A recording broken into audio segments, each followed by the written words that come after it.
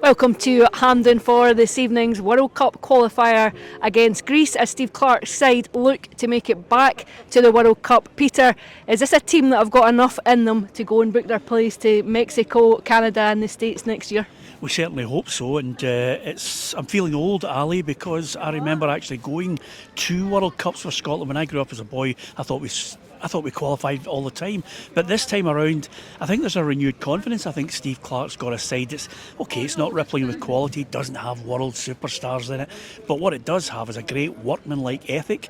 It has a few talisman in it, in the likes of Scott McTominay that you look for to get a goal, John McGinn. But what they need to do tonight is to try and do what they failed to do against Greece the last time, which is quite simply keep the back door shut, wait for their moment, and if they can hang on to it, I'll tell you, this whole country's going to get a huge lift with the next two games. They've set the ideal foundations to go and build a really strong campaign, but are these two games now, tonight and then Sunday night, pivotal to qualification? Realistically, does it have to be 6 points? Yeah, 6 points, or I think it's bust, because quite simply we want to get to first place. That's what Steve Clarke wants. Get a first place. We're there. Second place, fraught with danger. 6 points here, and then we all know we're going to Greece and it's going to be tough, but the game and the deciding game of this could be Denmark at Hampden Park rocking. We've been here before, you know, when you failed miserably with a refereeing decision. I've got to let it go sooner or later, Ali, against Italy, but I just get a feeling of renewed confidence about him. I hope that he makes substitutions at the right time tonight, you know, when it needs to change the game if we need to.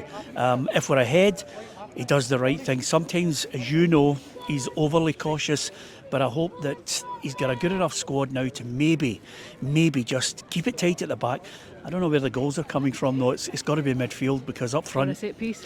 Yeah, up front, I just don't think Lyndon Dykes is the answer for us going forward. Kieran Bowie's not really set the heather on fire since all the hullabaloo about him at Hibs.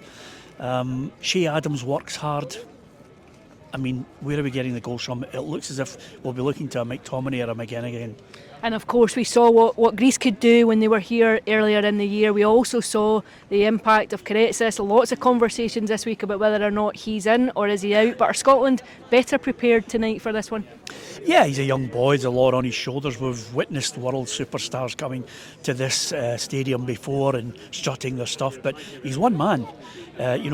Scotland have built it on a collective, and that's what we've got to rely on tonight, and I hope that we can get the all-important goal. Just keeping a clean sheet, I think, will be key here, because if we get a goal, then the whole place is going to be lifted, and then you'll hear the Hampden roar. But if I'm letting my heart rule my head on this one, it's going to be tight. I think one goal might settle it for us.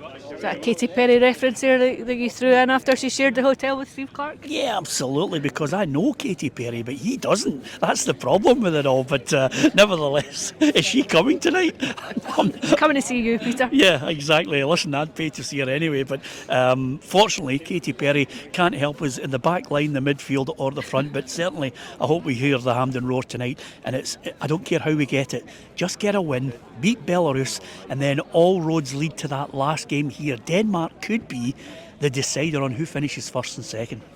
Scotland against Greece, we'll have all the updates, and don't forget you'll get immediate reaction to this one across our social media platforms.